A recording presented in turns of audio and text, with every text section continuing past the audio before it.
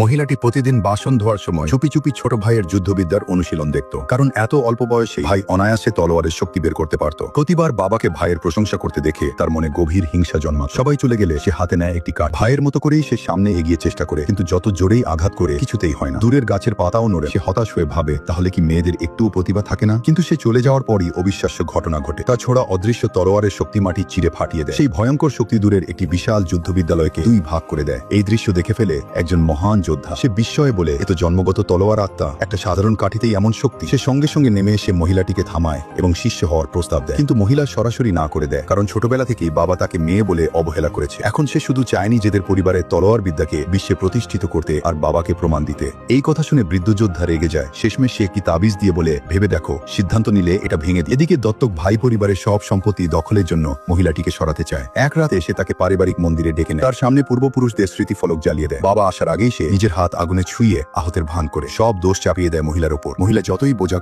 বোঝাকো বাবা বিশ্বাস করে দত্তক ছেলেকেই। নিজের মেয়েকে সে মিথ্যাবাদী ভাবে। পারিবারিক নিয়মে মহিলাকে কঠিন শাস্তি দেওয়া হয়। সে ভেবেছিল মা পাশে দাঁড়াবেন, কিন্তু মাও তাকে দোষ দেয়। এমনকি তার সবচেয়ে প্রিয় বাগদত্তাও দত্তক ভাইয়ের পক্ষ নেয়। শেষমেশ তাকে পিছনের পাহাড়ে একাকী বন্দী করে রাখা। প্রতিদিন হাজার তীর বিদ্ধ হওয়ার মতো যন্ত্রণা সহ্য করতে হয়। 10 বছর কেটে যায়। দত্তক ভাই পরিবারের উত্তরাধিকারী হতে চলেছে। তখনই মহিলাকে মুক্তি দেওয়া হয়। এই কথা শুনে মহিলার মন সম্পূর্ণ ভেঙে যায়। বুঝে যায় এই পরিবার কখনোই তাকে ভালোবাসে। সে শক্ত করে তাবিজ ভেঙে ফেলে। এই ঘর ছাড়ার সময় এসে গেছে। অন্যদিকে বৃদ্ধ যোদ্ধা 10 বছর ধরে অপেক্ষা করছিল। সংকেত পেয়ে সে সঙ্গে সঙ্গে প্রস্তুতি নেয়। 3 দিনের মধ্যে সে নিজেই মেয়েটিকে আনতে যাবে। আরো 3 বছর কেটে যায়। গুরুর তত্ত্বাবধানে মহিলা নিজের তলোয়ার আত্মা জাগিয়ে তোলে। তার শক্তি দেশের শীর্ষ যোদ্ধাদের একজন হয়ে ওঠে। গুরু তাকে পরীক্ষা করতে এক ফোঁটা মদের মধ্যে সব শক্তি ঢুকিয়ে আঘাত করে। মহিলা হালকা এক কোপে মদের ফোঁটাকে ঘুরিয়ে উল্টো ফিরিয়ে দেয়। আঘাতে দূরের বাঁশ বন ভেঙে পড়ে। গুরু তৃপ্ত হাসে। এখন শিষ্য গুরু থেকেও শক্তিশালী। সে নিজের গড়া বিশ্বসেরা যুদ্ধ সঙ্গের দায়িত্ব মহিলার হাতে তুলে দেয় আর জানায় আগামী শিষ্য বাছাইয়ের আয়োজন তার পুরনো বাড়িতেই হবে। মহিলা মনে করেন নিজের অতীত অপমানের কথা। এখন সে শীর্ষ যোদ্ধা। ফিরে যাওয়ার সময় এসে গেছে। পরীক্ষার দিন সবাই জেনে উত্তেজিত। পরীক্ষক স্বয়ং দেশের সেরা যোদ্ধা। দত্তক ভাই এই